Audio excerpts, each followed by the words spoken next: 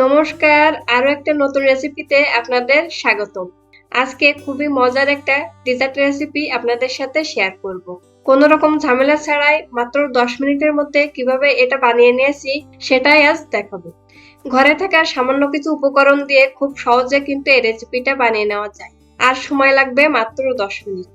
এই রেসিপিটা বানানোর জন্য প্রথমে আমি একটা বিট ধুয়ে পরিষ্কার করে নিয়েছি। তারপর বিটটা খোসা ছাড়িয়ে নেব। এই বিট দিয়ে এত সুন্দর একটা ডেজার্ট বানানো যায় সেটা কিন্তু ভিডিওটা না দেখলে আপনারা বুঝতেই পারবেন না।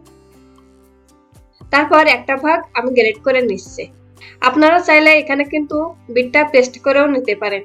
বিটটা গ্রেট করে নেওয়ার পর এবার হাত দিয়ে চেপে চেপে এর থেকে আমি রসটা বের করে নেব। সবটুকু রস বের করে নেওয়ার পর এবার এই যে বিটটা থাকে এটা কিন্তু রান্না করেও খাওয়া যাবে। এবার এখানে দিয়ে দিচ্ছি 1/4 কাপের মতো চিনি, 1/4 কাপ কর্নফ্লাওয়ার, 1/4 কাপ লিকুইড দুধ আর দিয়ে দিচ্ছি 1 চামচ ঘি। এই ঘি দেওয়ার কারণে কিন্তু ডেজার্টের টেস্ট এবং ফ্লেভার দুটোই ভালো আসে। তবে এখানে আপনারা সাদা তেলও ব্যবহার করতে পারেন। এবার সবকিছু একসাথে ভালো করে মিশিয়ে নেব। আপনারা যারা আমার চ্যানেলে নতুন তারা প্লিজ আমার চ্যানেলটা সাবস্ক্রাইব করবেন আর পাশে থাকা বেল আইকনটা ক্লিক করে দেবেন। এতে করে আমার চ্যানেলের নতুন নতুন সব ভিডিও সবার আগে আপনার কাছে পৌঁছে যাবে। আর যারা আমার চ্যানেলটা সাবস্ক্রাইব করছেন তাদেরকে অসংখ্য ধন্যবাদ। সবকিছু একসাথে মিশিয়ে নেওয়ার পর এবার দিয়ে দিচ্ছি 1 চামচ গুঁড়া দুধ আর 2টা এলাচ। আপনারা চাইলে এখানে কিন্তু এলাচের গুঁড়াও ব্যবহার করতে পারেন। আমি এই এলাচ 2টা জাল করে নেওয়ার পর এটা আমি উঠিয়ে নেব। এবার সবকিছু একসাথে ভালো করে মিশিয়ে আমি জাল করে নেব। দেখুন সবকিছু একসাথে ভালো করে মিশিয়ে নিয়েছি। এবার মিডিয়াম টু লো হিটে এটা আমি জাল করে নেব 5 থেকে 6 মিনিটের মতো। এটা জাল করার সময় কিন্তু অনবরত নাড়তে থাকতে হবে, না হলে নিচের দিক থেকে লেগে যেতে পারে। এটা অনবরত নাড়তে নাড়তে 5-6 মিনিট পরে যখন এরকম ঘন হয়ে আসবে তখন মিষ্টিটা একটু চেক করে নিতে পারেন।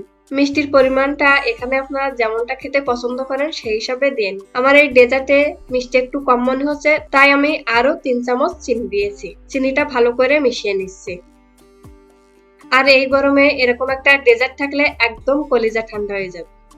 আর খুব সহজেই কিন্তু এটা বানিয়ে নেওয়া যায় আর খেতেও কিন্তু ভীষণ টেস্টি।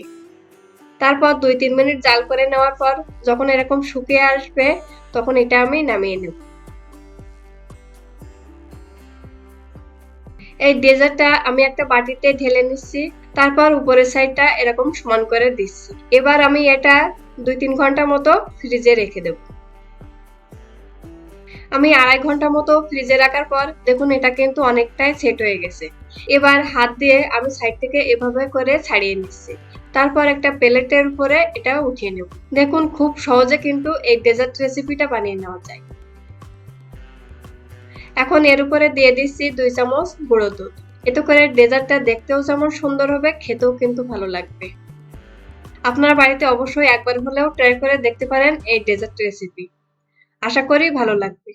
ভিডিওটা ভালো লাগলে লাইক, কমেন্ট, শেয়ার করার অনুরোধ রইল। ভালো থাকবেন, সুস্থ থাকবেন। ধন্যবাদ সবাইকে।